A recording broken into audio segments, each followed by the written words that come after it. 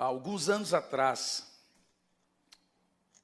num estudo que eu fiz em Campo Largo, um simpósio sobre o fim dos dias, eu falei que esse dia iria chegar, em que nós viríamos um ecumenismo, uma mistura muito grande na igreja.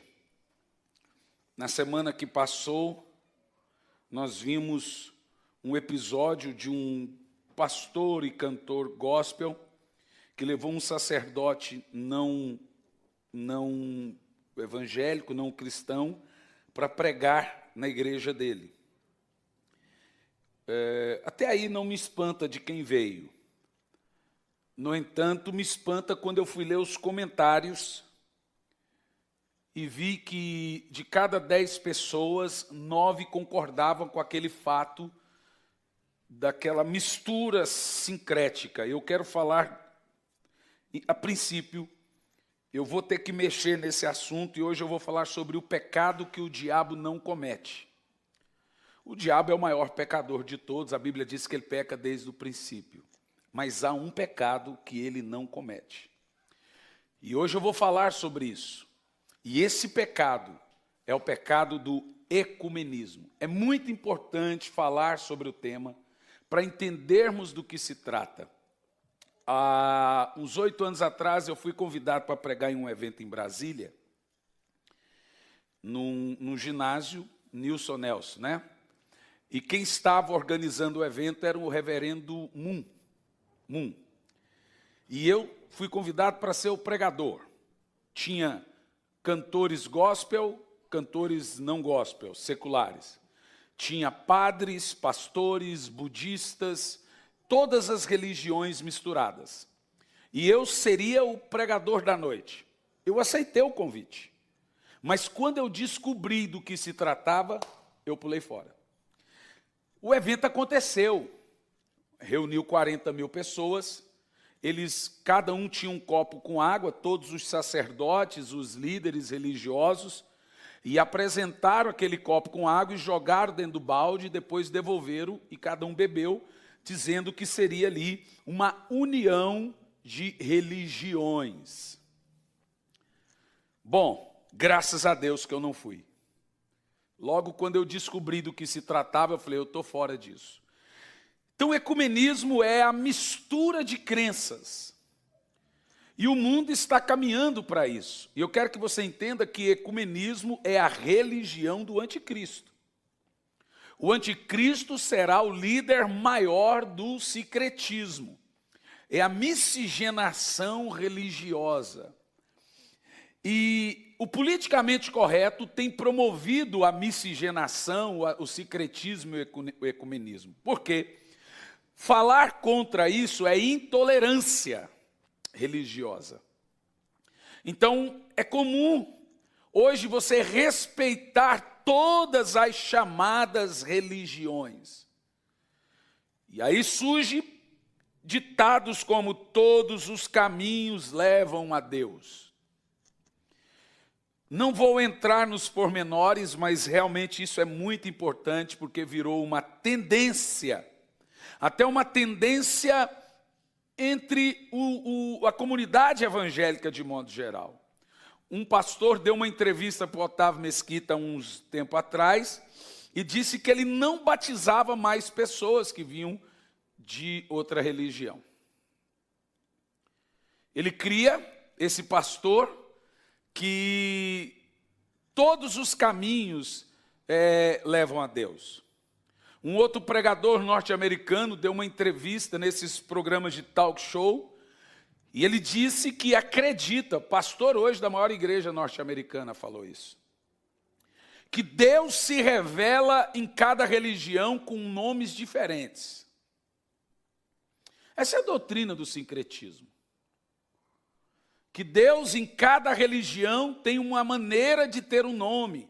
Então, afinal das contas, todo mundo está adorando a Deus, porque ele tem um nome de tal, então, nesse sentido, ele acredita que, ao final das contas, todo mundo será salvo.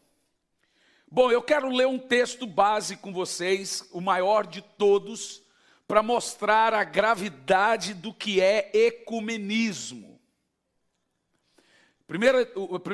O Evangelho de João, capítulo 1, no versículo 12. Nesses 3 dias que nós tivemos em Campo Largo, eu preguei 2 mensagens cirúrgicas. Uma sobre morte e vida além, ou vida após a morte, para onde vão os mortos. Essa mensagem está no YouTube, Brincando com o Suicídio da Alma. Então você pode pesquisar que ela está lá. Essa foi pregada no domingo. E na segunda-feira eu falei sobre a alegria de morar no céu.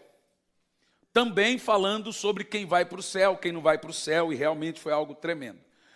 No entanto, esse texto, ele desconstrói qualquer mistura que queiram trazer para o cristianismo.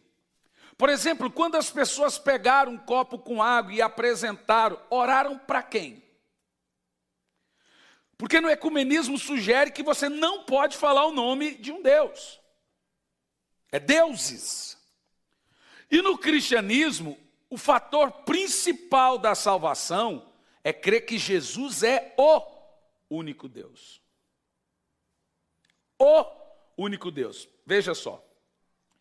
Contudo, aos que receberam, aos que creram no seu nome, deu-lhes o direito de se tornarem filhos de Deus. Aqui desconstrói toda a linha de entendimento do ecumenismo de que todo mundo é filho de Deus. Eu te pergunto, o budista crê em Jesus?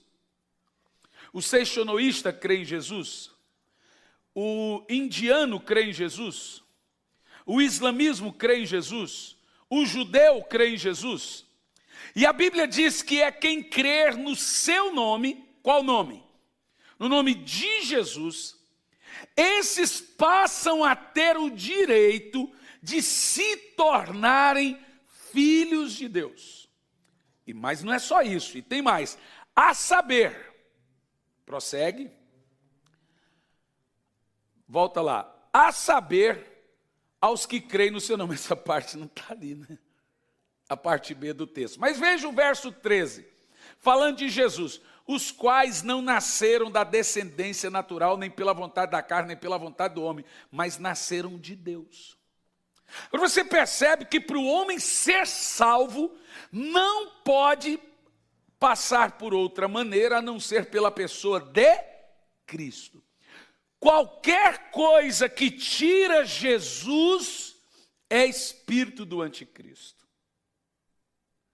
Então, primeira coisa que você precisa entender sobre o ecumenismo, a mistura. Ele vem disfarçado de unidade, de tolerância, de amor mútuo. E isso é diabólico. E por que eu digo que é um pecado que o diabo não comete? Pelo simples fato. Vamos ver? Tiago, capítulo 2, no versículo 19. Você vai ver que o diabo não é ecumênico. Tiago 2 e 19. Lê em voz alta.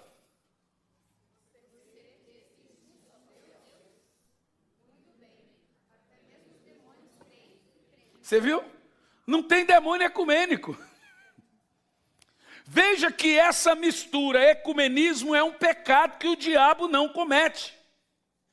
E meus queridos, como é repugnante o ecumenismo.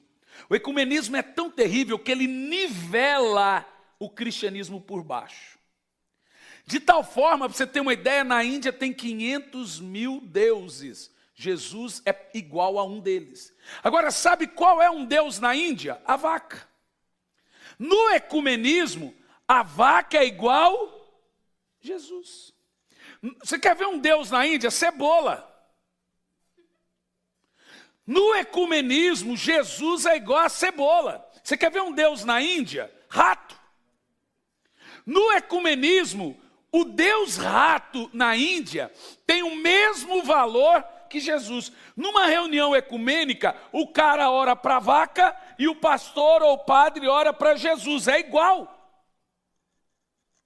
Agora você pega o sacrifício de Jesus, o Deus Cristo, e reduz ele à imagem e semelhança de homens. Olha o que Paulo fala sobre isso. Romanos, capítulo 1, no versículo 18. Qual é a seriedade de reduzir Deus a imagens de deuses ou imagens de homens? Portanto, a ira de Deus é revelada do céu contra toda impiedade e injustiça dos homens que suprimem a verdade pela injustiça. É só o que está acontecendo hoje. Prossegue no verso 19. Pois o que de Deus se pode conhecer é manifesto entre eles, porque Deus manifestou. Verso 20.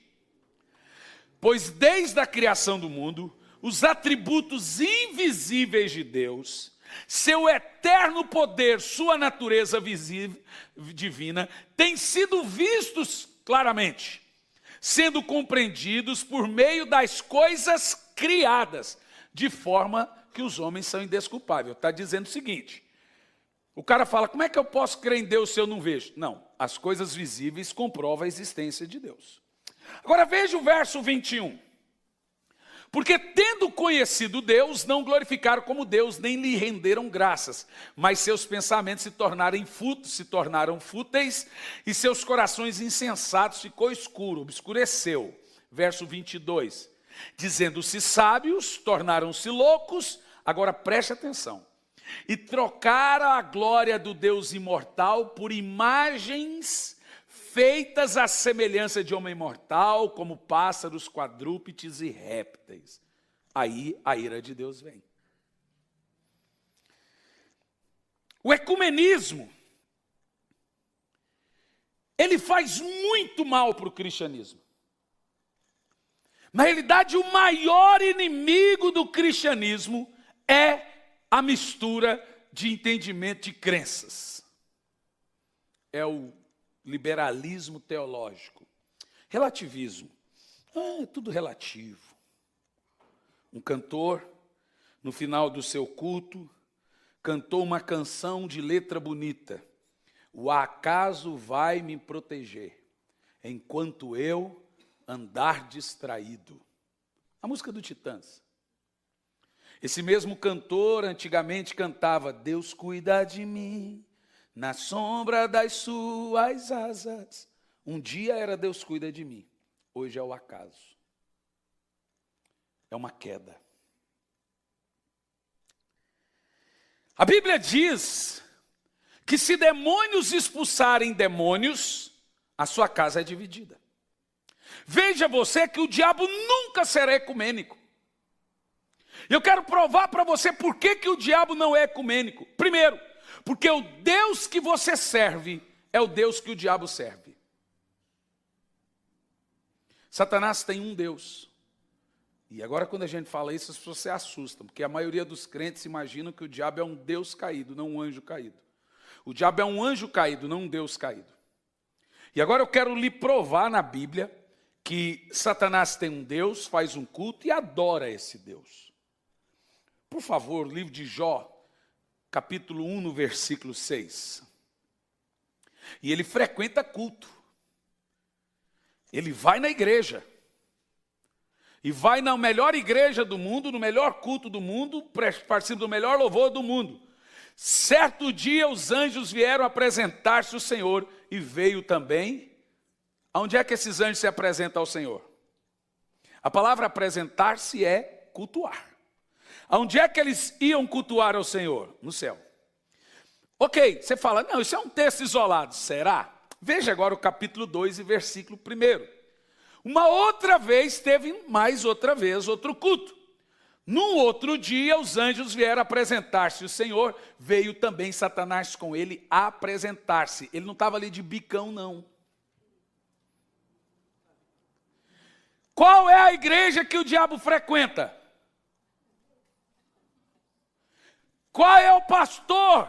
O diabo é aquela espécie de crente desobediente.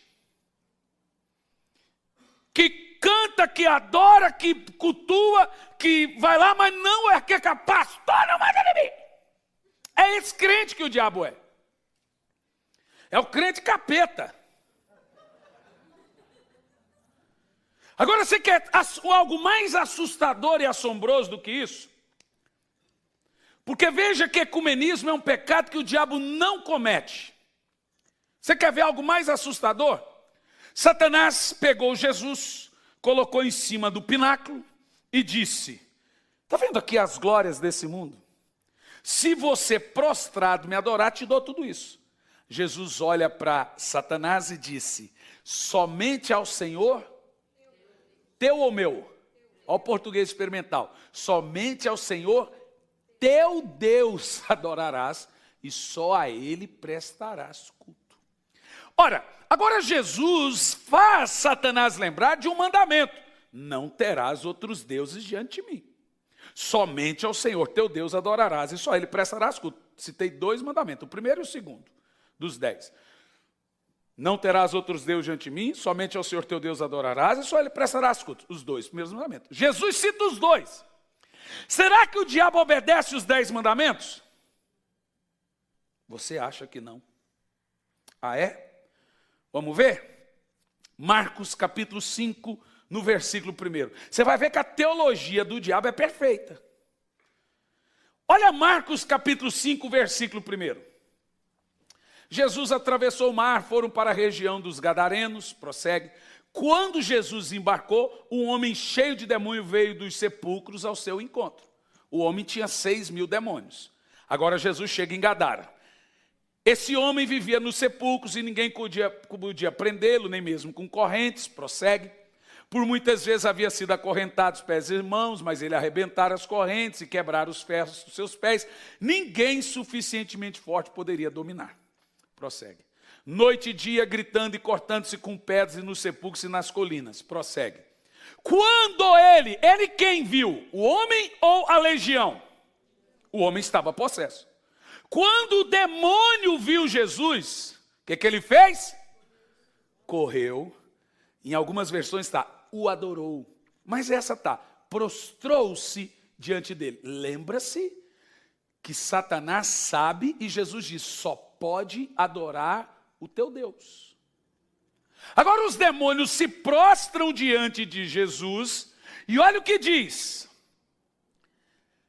Que queres comigo, Jesus, filho do Deus Altíssimo? Olha o nível de adoração. Ei, Jesus tinha acabado de vir da cidade e os judeus falaram que ele era filho de Beelzebu.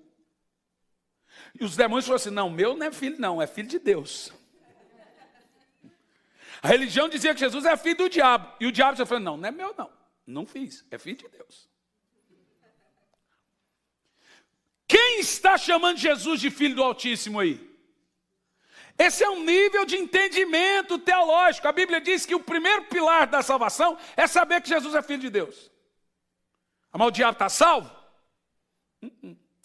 Mas veja que o entendimento dele está certo. Está certo. E ele está prostrando-se e adorando. Prostrando e adorando. Agora põe Filipenses, capítulo 2, a partir do versículo 6, para você entender que a mistura de crença dá nojo até no inferno, apesar de ser promovida pelo inferno. É a religião do anticristo, a religião da tolerância, da chamada pacificação. A Bíblia diz, quando disserem paz e segurança, aí vem repentina destruição. A Bíblia falando sobre Jesus, que embora sendo Deus, não considerou que o ser igual a Deus era a coisa que deveria se apegar. Jesus era Deus, mas se esvaziou desse entendimento. Prossegue. Esvaziou-se a si mesmo, vindo a ser servo, tornando-se semelhante aos homens. Agora olha lá. E sendo encontrado em forma humana, humilhou-se a si mesmo e foi obediente até a morte de cruz, rude cruz. Dá um pause e congela aí. A Bíblia diz, quem é o espírito do anticristo, senão aquele que nega que Jesus veio em carne? Tem duas coisas que faz você não ser salvo. Primeiro, dizer que Jesus não é homem. É o espírito do anticristo. Porque aí você está dizendo que aquilo foi uma espécie de espectro, uma espécie de necromante, um anjo disfarçado de gente. Se Jesus não é homem, então ele não pode justificar. O Jesus homem não pode levar seus pecados. Quem crê nisso não é salvo. Crer que Jesus não é Deus também não é salvo. O crente tem que crer que Jesus encarnou, ele é 100% homem e 100% Deus, ou seja, ele tem duas naturezas. Aí, esse é um ponto fundamental na nossa doutrina. O ecumenismo desconsidera um dos pontos, ou até os dois. Você começa a entender a seriedade de ser um cara sincrético e ecumênico? O ecumenismo ele só destrói o cristianismo tudo. Ele arrebenta com o cristianismo completamente. Mas continua. Agora, quem adora Jesus? Prossegue, verso 9. Por isso Deus o exaltou à mais alta posição e lhe deu um nome que está acima de todos os nomes. Vamos ver quem adora?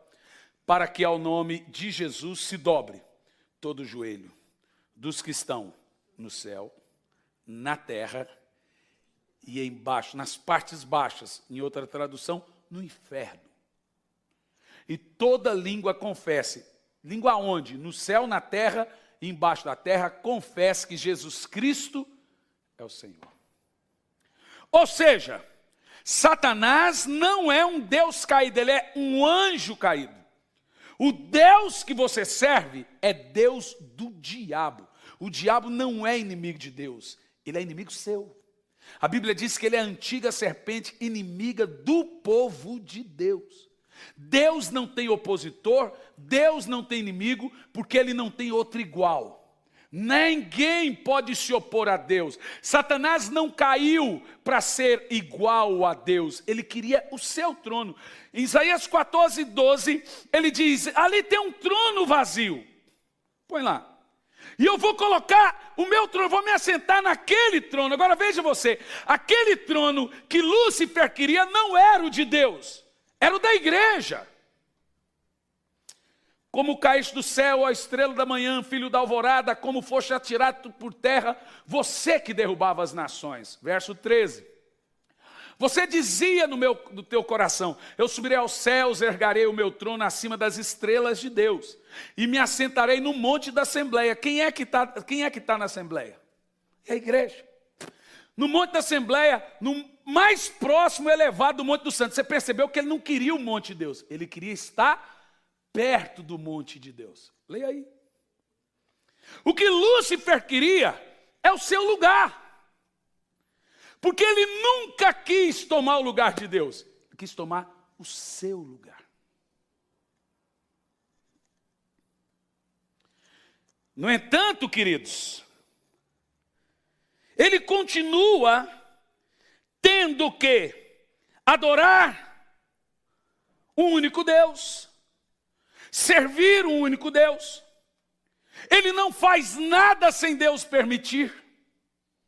Não. Põe Tiago 2:19 de novo, porque tem crente que gosta de colocar umas coisinhas na Bíblia. Eu já vi pastor pregando, crê na existência de Deus? Faz bem. O diabo também crê, mas não obedece. Essa parte não obedece é por sua conta. Porque isso não está na Bíblia. Olha o que está na Bíblia. Crê na existência de um só Deus? Muito bem, os demônios creem. E tremem. Onde é que está a parte que não obedece que você leu? Mas você pensava que estava. Todo mundo fala isso, mas não obedece. Ah, não? Veja bem. Satanás pediu permissão a Deus para tocar em Jó.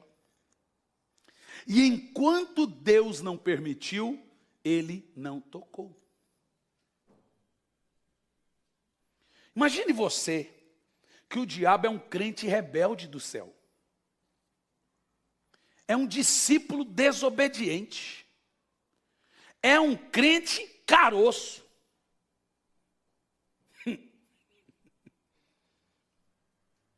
Sabe como é que é?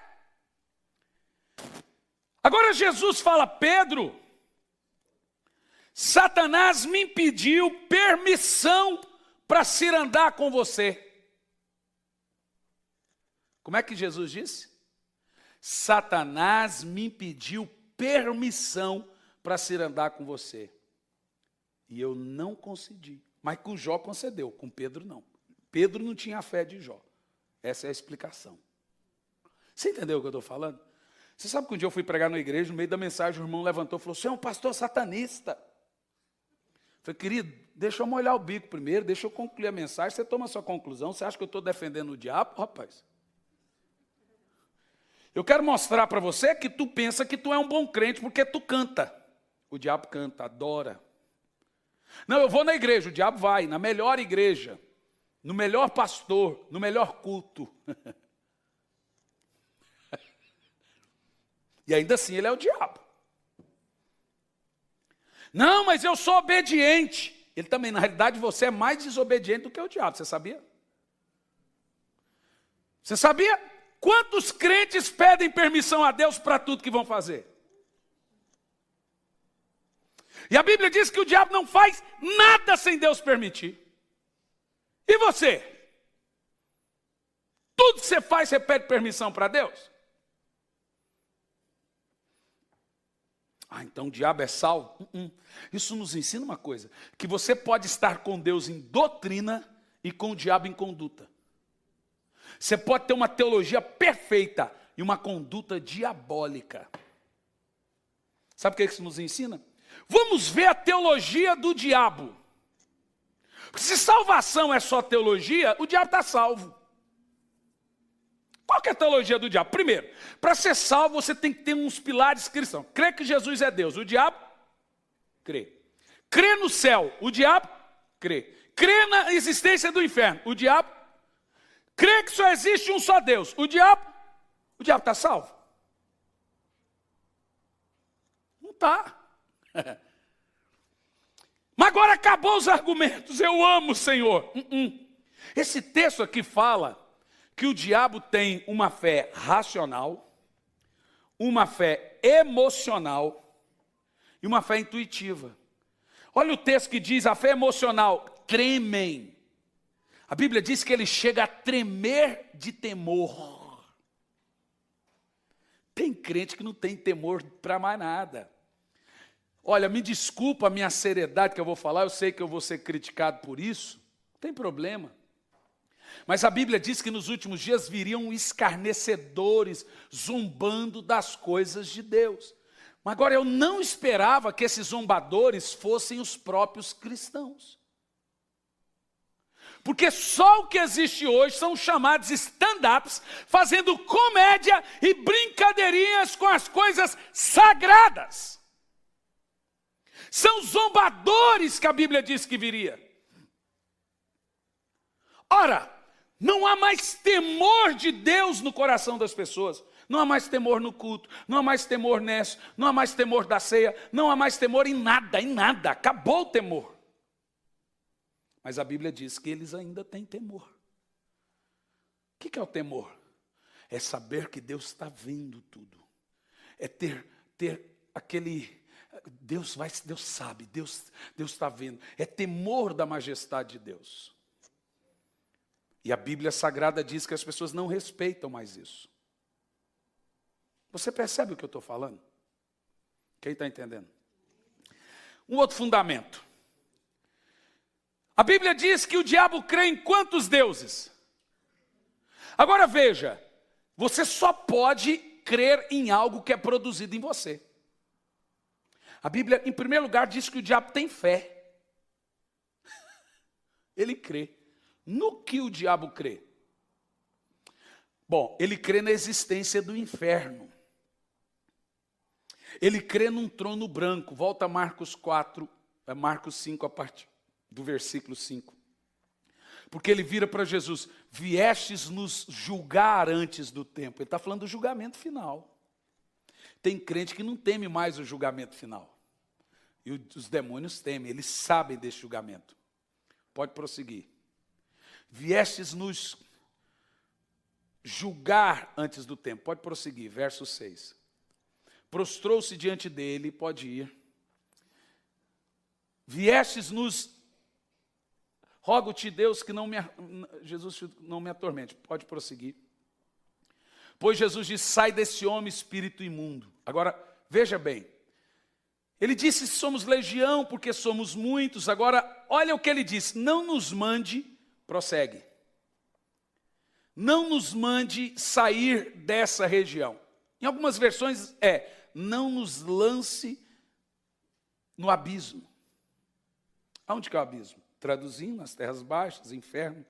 Satanás sabe na existência do inferno, ele sabe na existência do julgamento, ele sabe que existe um só Deus e ele teme, e ainda assim ele é o diabo. Veja você o seguinte, irmão,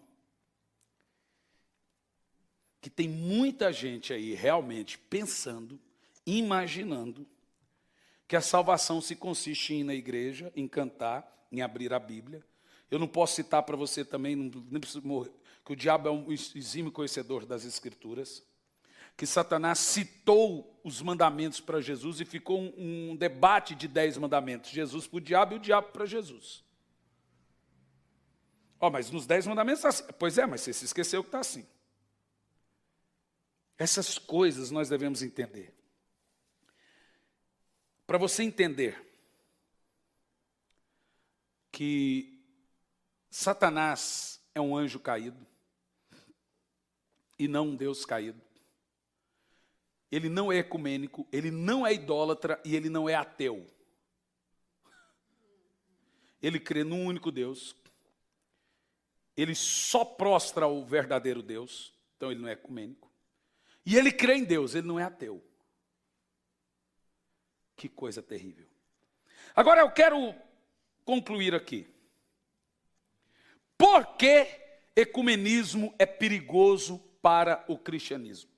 Primeiro, ecumenismo é perigoso porque não é bíblico e nem cristão.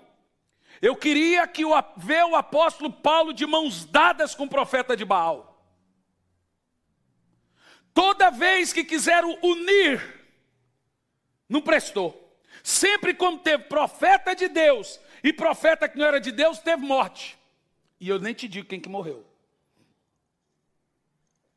Sempre quando quiseram fazer um culto ecumênico, temos uma espécie de culto ecumênico na Bíblia. Caiu fogo do céu e matou 400 profetas de Baal no culto ecumênico. Culto ecumênico esse que Elias não foi lá para cultuar junto, ele foi lá para zombar deles. Cadê o Deus de vocês? Talvez está viajando. Talvez está dormindo. Olha que sarcástico. Clamo o Deus de vocês. Vamos ver se ele vai ouvir. A Bíblia diz que o Baal caiu prostrado. Quando o faraó quis fazer uma reuniãozinha ecumênica entre Moisés e os profetas dele no Egito, os profetas de faraó, pela mágica de Beuzebu, transformaram a vara em 2 cobras.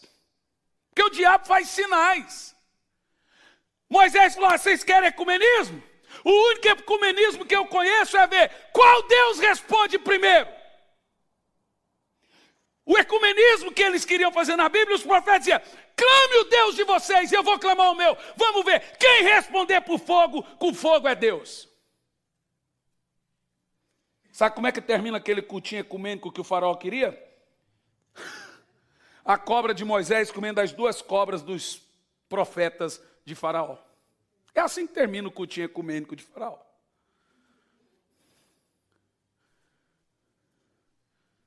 Não tem em nenhuma parte da Bíblia um profeta, um apóstolo ou alguém sequer querendo fazer uma reunião. Traga lá o bispo de tal igreja, traga lá o sacerdote de tal religião, vamos fazer uma união em prol da paz aqui agora, vamos ser tolerantes em nome do amor, da bondade, da misericórdia. Inclusive era por isso que eles eram odiados, sabe por quê?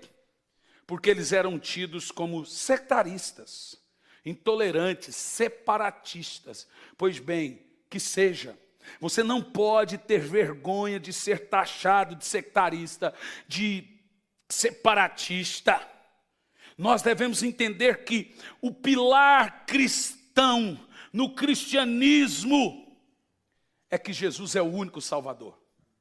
Que não há salvação fora de Cristo. Então, por que ecumenismo é perigoso para o cristianismo, ele afronta Deus. Ele afronta a palavra de Deus. Ele é uma afronta para a igreja. Ele é uma afronta, uma blasfêmia contra o Espírito Santo. Irmãos, nós não devemos entrar nessa onda que estão mostrando aí. O ecumenismo não é bíblico. Porque não dá para você ser politicamente correto e biblicamente correto. Você vai ter que fazer uma escolha. Não dá para você concordar com todas as religiões e com a Bíblia ao mesmo tempo. A Bíblia diz que para ir para o céu através de Jesus. Outra religião diz que não, é através de Buda. Mas a Bíblia diz que os padrões de família é uma coisa. As outras religiões dizem que é outra coisa. A Bíblia diz que o céu é assim. As outras religiões dizem que é assado. Como que você faz agora?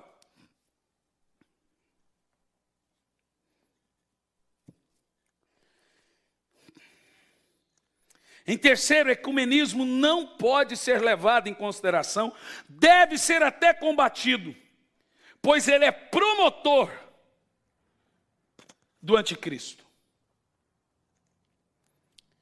Ser cristão, olha para mim, eu vou dizer, ser cristão é crer que só Cristo salva. E eu vou dizer uma coisa para um bom entendedor, basta, que Jesus é o único mediador entre Deus e os homens. Ele é o único que não teve pecado. Ele é o único que morreu sem pecado. Ele é o único que ressuscitou, que foi as primícias. Ele está intercedendo ainda hoje. Ele, Jesus Cristo, o homem, está justificando. O sangue dele ainda está sendo ali propiciado para os seus pecados. Ele é o único Salvador, o único Deus, o Senhor do universo, o Todo-Poderoso. Põe por favor 1 de João 5:10. Esse texto deve explicar basicamente tudo. Eu vim só para dar uma palavrinha. 1 de João 5:10-13. Não tem aí? Então põe no verso 1 de João, capítulo 5, não tem o capítulo 5. Tá, leiam na Bíblia de vocês, por favor, não tem no programa. Quem crê no Filho de Deus tem em si mesmo esse testemunho. Todavia, todo aquele que não deposita fé em Deus o faz mentiroso, porquanto não crê no testemunho que Deus proclama acerca do seu Filho. Agora lê no versículo 10 ao 13, por favor, pastor Cliff. Esse era o 10, né? Uhum. O 11. E o testemunho é este, que Deus nos concedeu a vida eterna. E a vida eterna E essa vida está em seu Filho. Este é. quem tem o Filho tem Tem- a vida. Quem não tem o Filho de Deus não tem a vida. A vida está em Jesus. Você sabe, é por isso que você é chamado de cristão. O ecumenismo é o maior inimigo do cristianismo. Tudo isso que nós acabamos de ler, ele destrói completamente. Não há nada que me dá mais nojo. Esse dia um amigo meu perguntou, por que quando fala ecumenismo você fica transtornado? Estou te explicando. Porque ele destrói a majestade de Cristo. Ele reduz Jesus a qualquer Deus morto e pagão. É isso que faz o ecumenismo.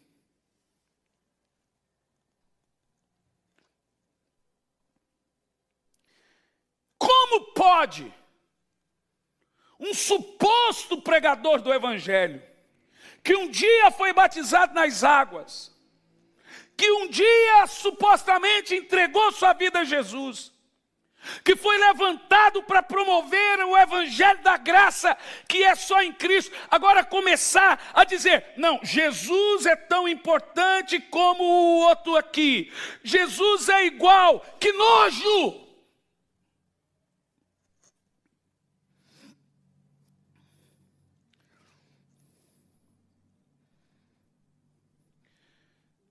A Bíblia diz, como ouvirão o sinal a quem preguem, como ouvirão daquele que não ouviram. Como que ora um Deus que está morto? Como que ora um Deus que não existe?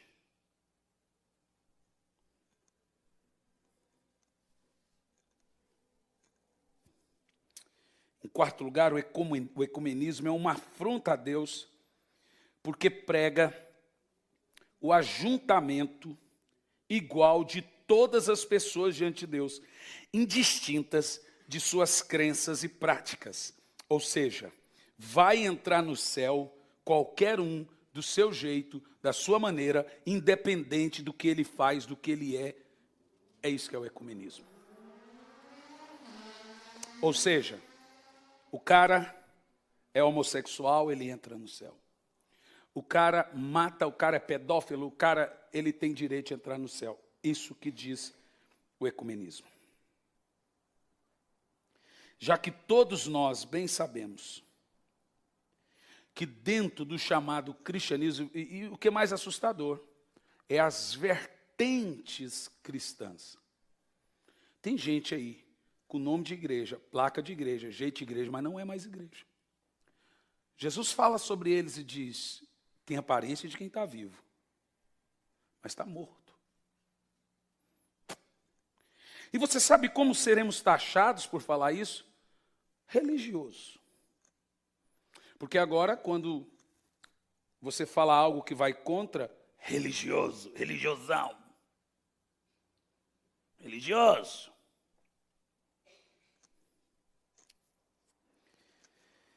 O ecumenismo é triste. Ele afronta Deus. Porque ele quer todo mundo de qualquer jeito. Mas Jesus quer seu povo comprado pelo seu próprio sangue. Veja Atos capítulo 20, versículo 28.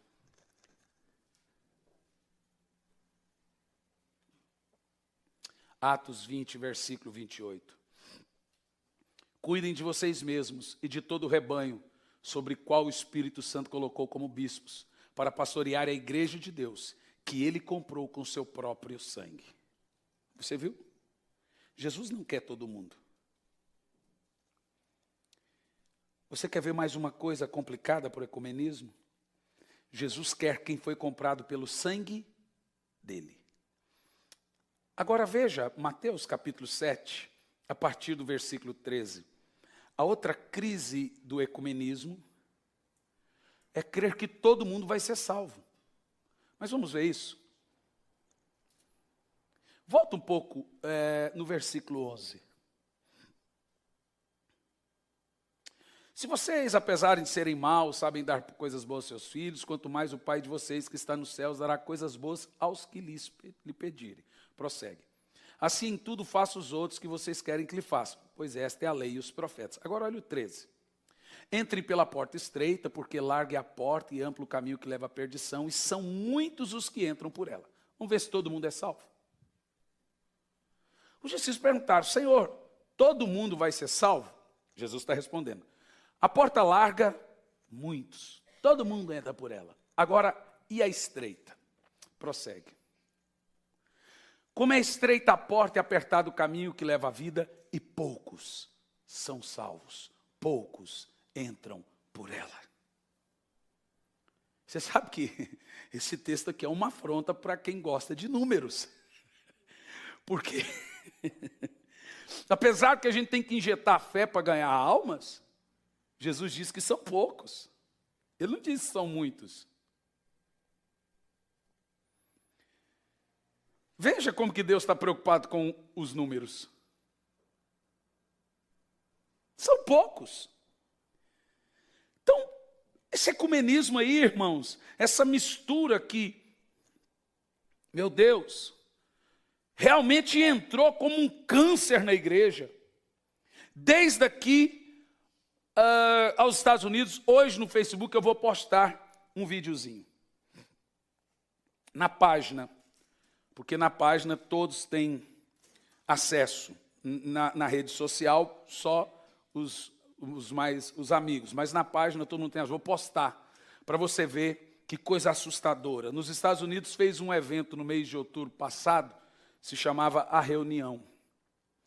Esse evento nos Estados Unidos tinha pastores do mundo todo e mais líderes religiosos do mundo todo no mesmo reunião.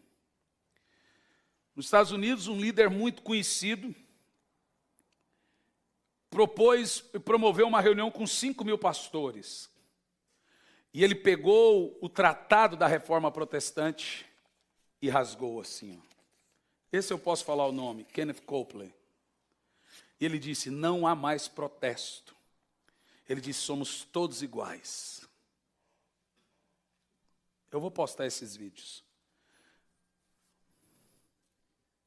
Irmãos, nós estamos vivendo dias que vai ser muito difícil você identificar quem é da luz e quem não é. Porque o ecumenismo ele está vindo disfarçar de amor de Deus. Quer uma mensagem mais linda do que essa?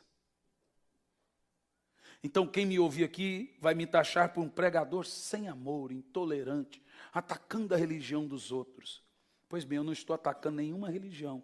Eu estou apenas pregando o que eu fui chamado para pregar. Que não há salvação em nenhum outro. Não há outro nome pelo qual importa que sejamos salvos. Que a salvação é somente através de Jesus Cristo. Para o inferno, o seu ecumenismo. Que o diabo carregue seu ecumenismo. E carregue também sua pregação ecumênica. Eu vou fazer o que a Bíblia me mandou fazer. Falar de Jesus. Salvar o máximo de pessoas através da pessoa de Cristo. Maria precisou de um Salvador. Maria cantou sobre o Salvador. Maria clamou o Salvador. A mais bem-aventurada entre as mulheres. Quem pode negar o Salvador? É isso que o ecumenismo está fazendo, negando o Salvador. Em quinto lugar, ecumenismo é uma afronta à palavra de Deus. Porque se doutrina não é importante, a Bíblia cai em descrédito. Se o ecumenismo ele pega o amor de Deus e ele transforma o amor de Deus em única condição para ser salvo.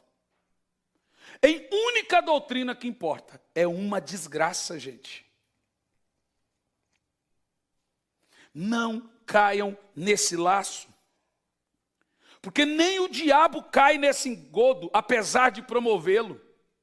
Porque o diabo sabe que tem uma maneira de tirar Jesus do coração das pessoas. Diminuir a sua importância.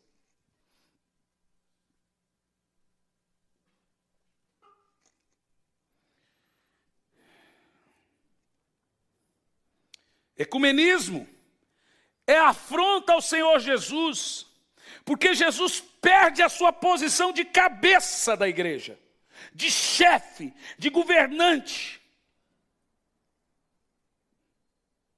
Pois no ecumenismo diz que o cabeça é outro. No ecumenismo diz que a santa cidade não é Jerusalém. No ecumenismo diz que o cabeça da igreja não é Jesus. No ecumenismo diz que Jesus não é o pontífice. A palavra pontífice é a ponte até Deus. Ou a palavra pontífice é, ou vigaris filis Dei. Sabe o que significa vigaris filis Dei? Substituto do Filho de Deus. Você sabe quem é o substituto de Cristo? É o Espírito Santo que ele enviou na terra. Jesus é o pontífice, o Espírito Santo é o vigário. Você entende o que eu estou falando? Jesus é a ponte que nos leva a Deus. Ele é o caminho. Diga, ele é o caminho. O ecumenismo é uma afronta ao Senhor Jesus, porque ele depõe Jesus de sua posição de única fonte de salvação. Se a fé nossa crê e prega que a salvação é só em Jesus, o ecumenismo diz que não. Não é só em Jesus. Agora você percebe que o ecumenismo é uma afronta total, abismal, a tudo que nós crescemos, cremos e por que muitas pessoas estão morrendo. Não há nada mais danoso, irmãos, 1000 vezes ter cristãos degolados do que cristãos misturados. 1000 vezes a igreja queimada nas fogueiras do que a igreja desviada. Porque o fogo não mata a alma dos crentes, a mistura mata.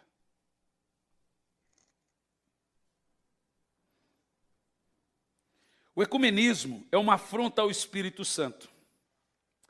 Porque embora tanto se fale nele no meio ecumênico, o papel do ecumenismo é despregar o único papel do Espírito Santo, que é convencer o homem do pecado, justiça e juízo. No ecumenismo, pecado, justiça e juízo. Essas palavras nem se podem mencionar. É um absurdo falar de pecado, justiça e juízo. Então, se esse papel tríplice do Espírito Santo convencer o homem do pecado, justiça e juízo, no ecumenismo isso é um absurdo. Nós não somos ecumênicos. E se algum dia eu ver você na internet curtindo ou pondo coisa, eu vou lhe chamar. Eu vou te dizer o que está acontecendo. E se você não concordar, eu vou te chamar para se retirar da igreja. Eu espero que você não caia nesse engano nunca. De jogar Jesus no chão. De pisar no sacrifício de Cristo. Aquele que morreu por nós, e dizer que Jesus é igual ao bode, que Jesus é igual à maçonaria, que Jesus é igual ao Buda, que Jesus é igual ao Confúcio, que Jesus é igual a Maria, que Jesus é igual a isso. Não! Jesus é o Senhor de toda a terra.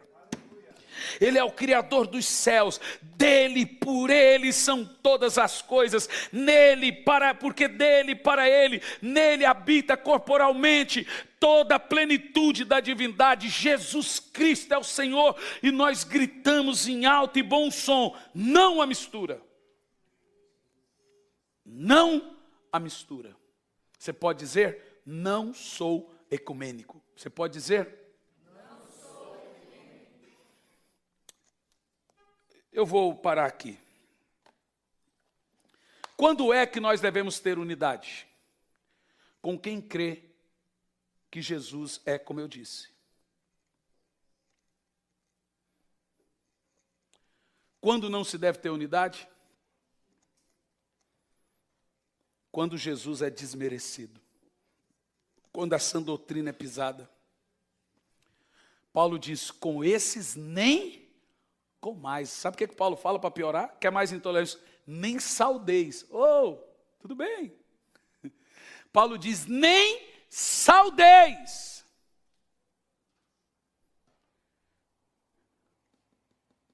Se eu ver no aeroporto, que topo direto, passou assim. O pastor virou a cara, mas Paulo mandou. A Bíblia diz que transformou a graça em libertinagem. Pisou os pés do Filho de Deus. O último texto que eu quero ler, Hebreus 10, versículo 26.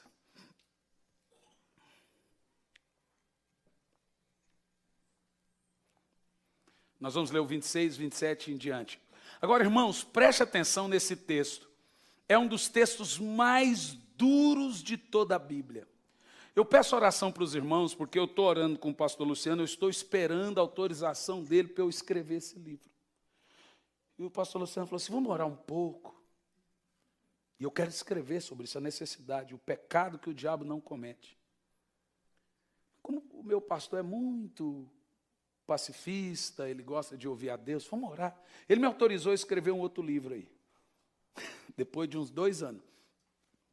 Diz assim, se continuarmos a pecar deliberadamente, depois de recebermos o conhecimento da verdade, já não resta sacrifícios pelos pecados. Agora presta atenção. Mas tão somente uma terrível expectativa de juízo e fogo intenso que consumirá os inimigos de Deus. Prossegue. Quem rejeitava a lei de Moisés morria sem misericórdia pelo depoimento de 2 ou 3 testemunhas. Agora presta atenção no que eu vou ler para você. Eu quero ler a partir do verso 24 até o 26. Volta lá. Vamos ler o 25.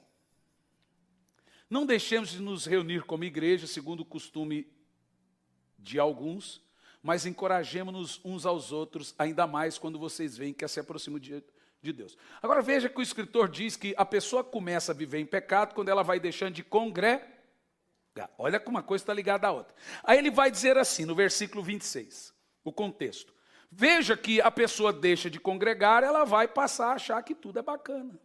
Se continuarmos a pecar deliberadamente, depois de recebermos o pleno conhecimento da verdade, já não resta sacrifício pelos pecados, mas uma expectativa de juízo e fogo intenso que consumirá os inimigos de Deus.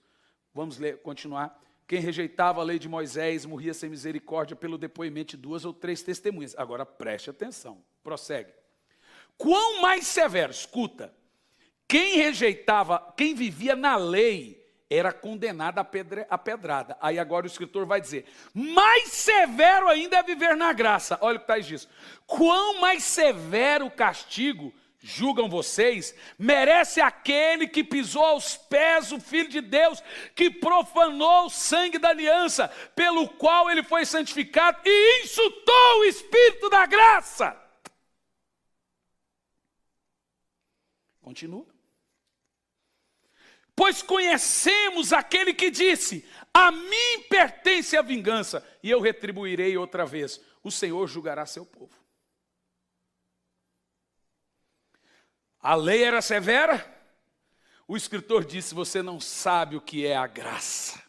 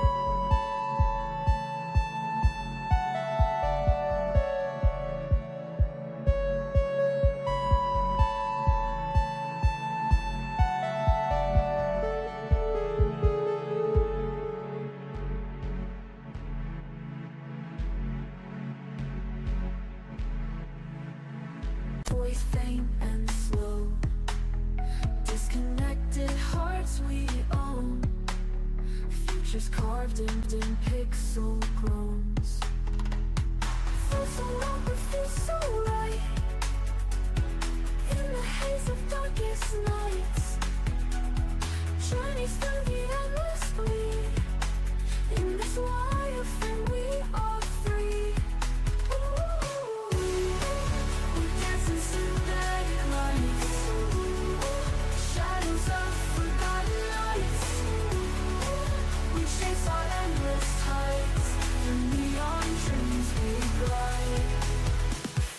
Footprints in the snow, hollow voices faint and slow, disconnected hearts we own, futures carved in pixel groans.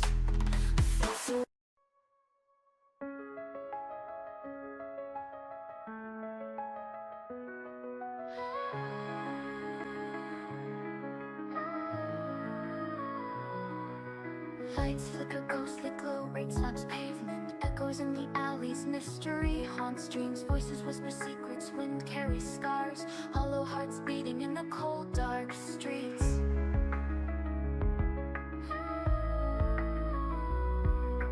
Blindfold tight, grasp for sense, feeling lost, walls closing in, trapped, no way out here, faint lullabies clash, broken promises, weight of sorrow pulling downwards in despair. Can you hear me calling from the void? Heartbeats synchronized like clockwork shattered, phantom echoes bouncing back into the black, haunted melodies, no escape from the track. Meus amados, eu concluo aqui. Jesus tem que voltar logo. Porque a Bíblia diz que se demorar, é difícil até para os escolhidos. Vocês podem notar no meu tom de voz que eu estou preocupado. e triste. Mas também, era-se o tempo que quando eu vi um negócio desse, eu enchia minha timeline. Pá, pá, não resolve. Deus deu um povo para eu pastorear. E uma voz profética. A palavra vai para a internet. Aceita quem quiser. Entenda quem quiser. Mas nós, como igreja, vamos ficar na sã doutrina. Até Jesus voltar. Que Deus nos livre de desviar da verdade que é Cristo. Ficamos em pé.